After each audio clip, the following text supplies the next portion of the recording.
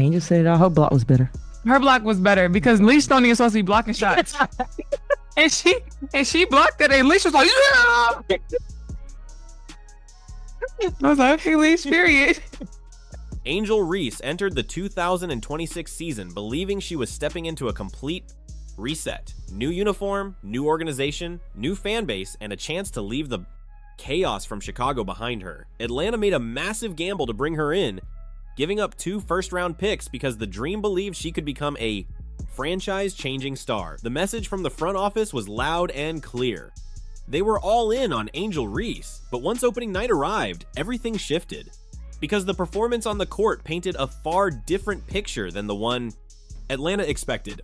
Angel Reese might have the worst layup package in basketball history, just throwing up shots in her Atlanta Dream debut and praying they go in. An offensive rebound by Reese, who's a wrecking ball inside, gets her own miss again. So a minute ago in the first quarter, is Reese working from the perimeter, the spin move. I mean, it's just been so rushed and so tight for her, and so she's had some time.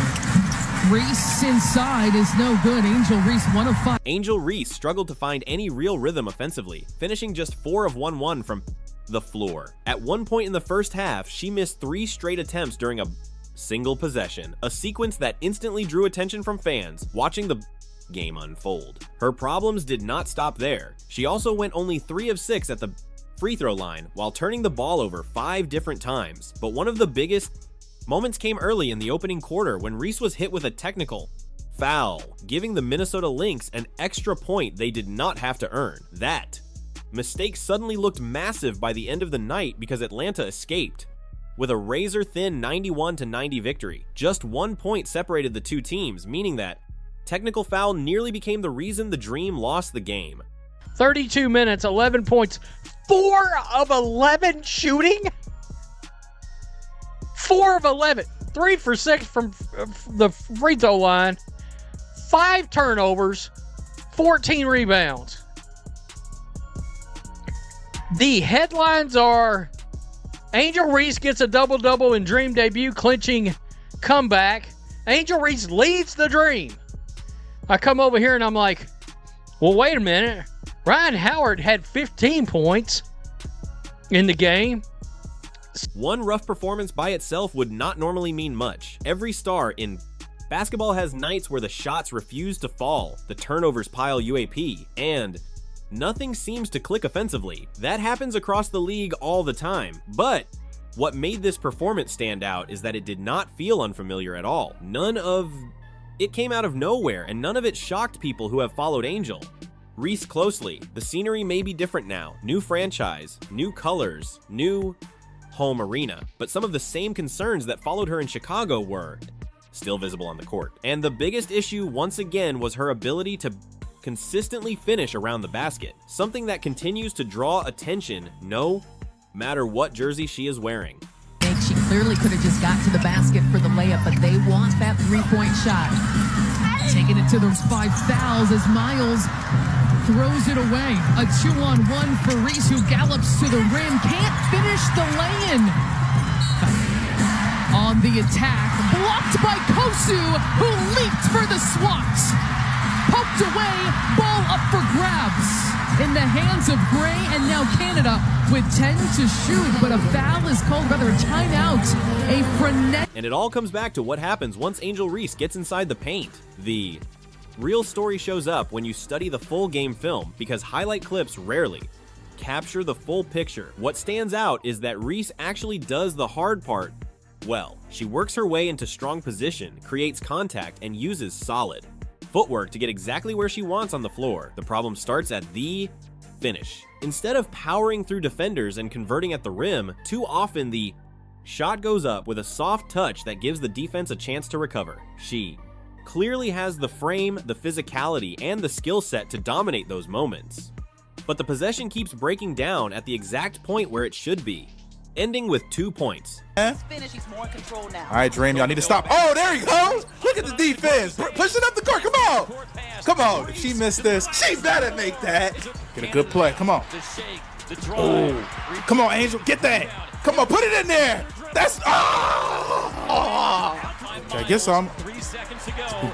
One. Oh, shoot. Oh, good block. Good defense. Supporters of Angel Reese quickly pointed to her late-game block as proof that she delivered when it mattered most, and to be fair, it was a huge defensive play. She came up with a clutch stop in the final moments against Emily Schaller, helping Atlanta hold on for the win. That clip instantly spread everywhere, replayed over and over as fans celebrated the moment. Then people looked at the box score and saw what appeared to be a strong performance. 11 points, 14 rebounds, 3 blocks, and 2 steals. At first glance, those numbers look impressive, but the stat sheet did a much better job hiding the struggles than the actual game footage did, because despite the double-double, Reese had a difficult night offensively, especially with her shooting efficiency, something even she acknowledged after the game. My experience has been great because we got a win. It was rough for me tonight, but this is what you call a team. Being able to have players that have your back, and always will pick you up, even when you're not having the best game, and always in your ear, putting a lot of confidence into you. So it's been great. I'm happy we got the win tonight, and we just continue to grow and get better because this wasn't our best. Obviously, it was a frustrating night for me because I didn't finish the way I needed to. Angel Reese admitted after the game, adding that she was extremely critical of Wire Night, her own performance. Credit to her for being honest about it. She did not try to dodge the issue or pretend the film showed something different. She recognized exactly where things went wrong, but acknowledging a problem and fixing it are not the same thing. And at this point, the results on the court still suggest the same. Issues continue to follow her game. But I mean, rebound. Here we go. You know her. She ain't going to pass it out. Just flung it up there. Just bleep it. Flung it up there. Here we go. Driving.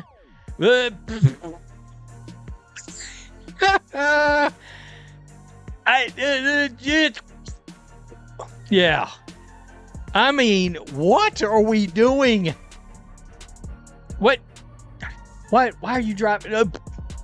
Oh man, wow. Here is the uncomfortable conversation that a lot of Angel Reese supporters would rather avoid. These struggles cannot simply be explained away as first game nerves or adjusting to a new playbook in Atlanta. The same concerns were already showing up during her time with the Chicago Sky. The missed finishes around the rim were there. The inconsistent free throw shooting was there. The turnover issues were there too. During important stretches last season, Reese was averaging close to 5 turnovers a game, while her field goal percentage regularly dipped below 40% in some of Chicago's biggest matchups. And that mattered. Chicago's problems were not only about coaching decisions or roster construction. Part of the issue was that their featured player was leaving scoring opportunities unfinished night after night. Around the league, people noticed it.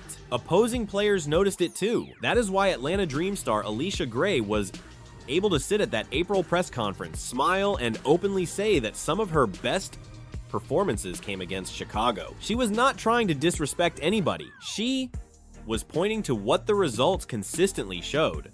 The reality was that the Sky, with Reese as the centerpiece, were not viewed as a team opponents feared. They were not the type of matchup that forced teams to panic or completely change their approach. And in Reese's first game with Atlanta, some of those same problems resurfaced immediately. The Dream fell behind by 19 points in the first half against the Minnesota Lynx, a team that looked fully prepared.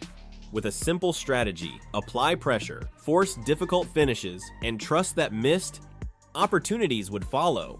Dream's first lead of the game was in the last 11 seconds of the fourth quarter. Thanks to this girl here, Tahina Pow, she hit the game winner. I'm gonna look at it right now.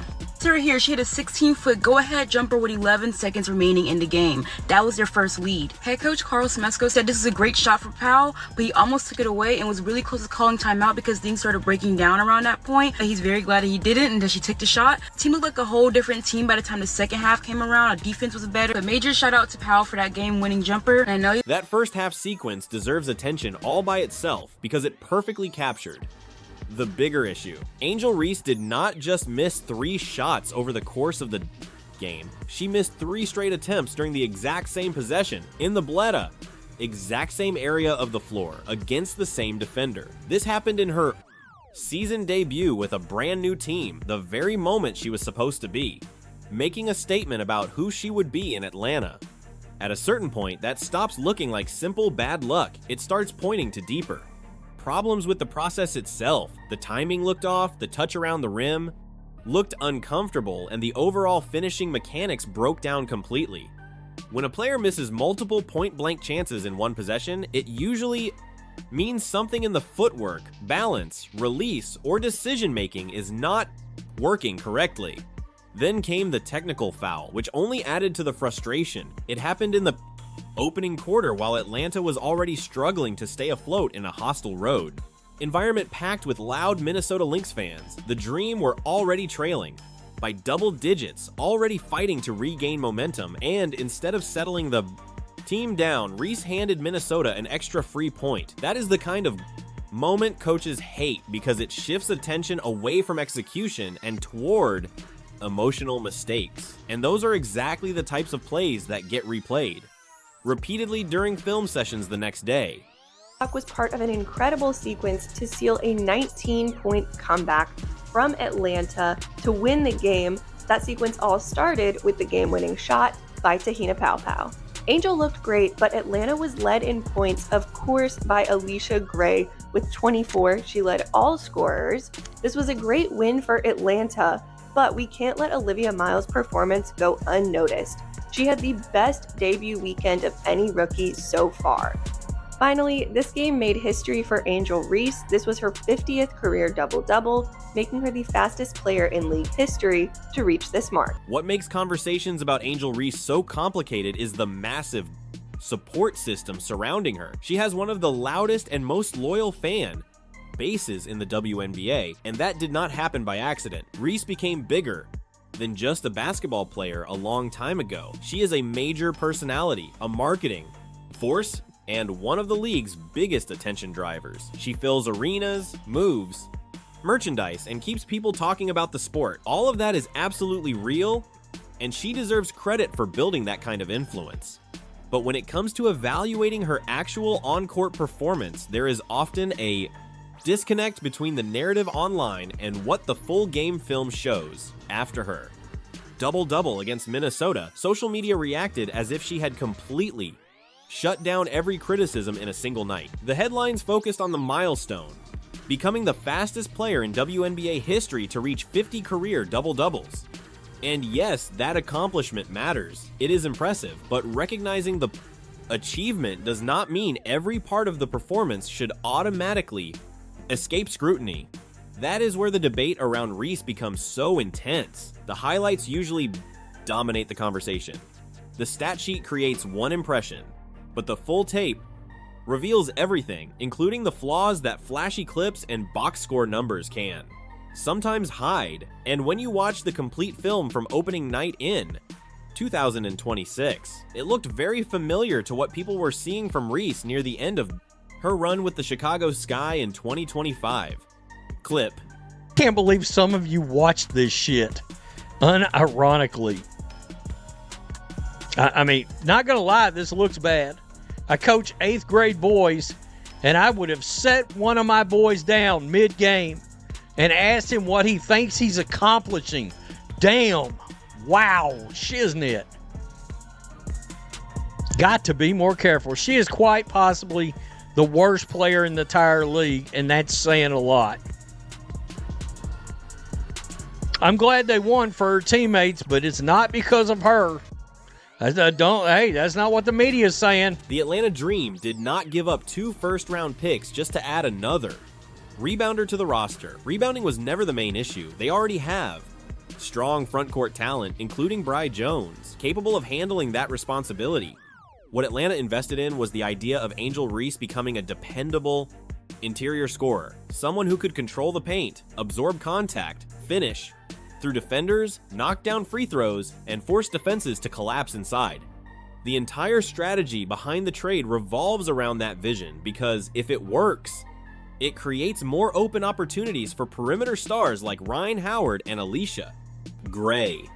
That is the reason the move made sense in the first place, but the entire plan depends on Reese becoming a more consistent finisher around the basket, and right Now that part of her game still feels uncertain, that does not automatically mean the trade was a mistake. It simply means the biggest challenge is still in front of her. It also means Atlanta's coaching staff, including head coach Carl Smesko, who praised Reese's performances in practice before the opener, now has a very clear issue they need to solve. Because there is a major difference between looking sharp during practice drills and delivering in a one-point game with a loud Minnesota crowd. Pressuring every possession, one environment is controlled, the other is where the back. Results actually matter. Clip. I think Angel Reese struggles at finishing at the rim, and how I would fix it. All right, so number one, obviously Angel Reese is left-handed. Her offhand, her right hand, is really bad. Now your offhand is never gonna be as good as your dominant hand, but it shouldn't be so bad that you just can't use it. Number two, she struggles at making contact with part of her body and having soft touch with the other part of her body. Meaning, when this part of her body has to be super strong and tense, this part of her body has to have soft touch and be more gentle. But when this part of the body is doing this, the other part of her body is doing the same thing. So I would say a majority of her workouts and her drills has to have some sort of... The missed layups are not just isolated mistakes from one game. They point to a deeper technical issue that keeps showing up, and it is not something you can brush off as random variance. When a player repeatedly fails to convert, Easy looks at the rim, not contested jumpers, not tough fadeaways, but clean, close-range finishes, where positioning is already established that usually signals a breakdown in mechanics or decision-making. Sometimes it is the angle of the release, sometimes it is the timing, and sometimes it is simply choosing the wrong finish in the moment. The key point is that these are fixable problems, but they do not fix themselves with time alone. What Angel Reese needs, and what Atlanta has to prioritize, is focused, intentional development work built around her finishing in the paint, not her rebounding. That part of her game is proven and well established, but her ability to consistently convert around the rim under game pressure. Because if this season continues with those high percentage misses piling up, then the overall offensive ceiling of this team will remain limited, no matter how strong her rebounding numbers look on the stat sheet. And even Reese herself acknowledged the frustration after opening night. Clip. I mean, it was tough for me, obviously, because I didn't finish well tonight and I was really hard on myself. But I mean, this is what basketball is, and we talk about it all the time about next best action and being able to be ready for the next possession. And I knew I needed to come up for my teammates on that last possession and get that block, and no matter what happened before that. So I just give kudos to my teammates for continuing to instill confidence into me. My rookie year, I probably would have just melted down and not been able to fight back and just be able to come out with that big block. So shout out to my teammates. Good. Hold on to that feeling and don't let it fade when the next workout starts. Because the reality of the 2026 season is simple. The teams Atlanta has to get through Minnesota, New York, Las Vegas are not going to offer softer chances than the ones she already saw against the Lynx. If anything, the pressure will tighten, the defense will be sharper, and the margin for missed opportunities will shrink even further. And in that environment, the current level of finishing just doesn't align with what the dream paid to build. 2 first-round picks were not moved for average production. They were moved for impact in the paint, for efficiency, for someone who could turn close-range chances into automatic points. So the real conversation is not just about one difficult opener. Angel Reese herself would likely admit it was a rough night. The real question is bigger than that. Does this become the start of a new chapter, or just a continuation of the same story we've already seen? Because when you stack the evidence, the Chicago film, the shooting trends, the missed finishes, the turnovers that come in clusters, even the technical foul that swung momentum, it starts to feel less like an isolated performance and more like a pattern carrying over. Different city, different jersey, same film at times, the ball rolling off the rim on looks that are supposed to be routine at this level. And right now that loop is still playing in the background of the 2026 season. Atlanta made a major investment to change Angel Reese's environment. Whether that environment changes her game in return is still unresolved, and the answer will ultimately decide what this version of the dream becomes.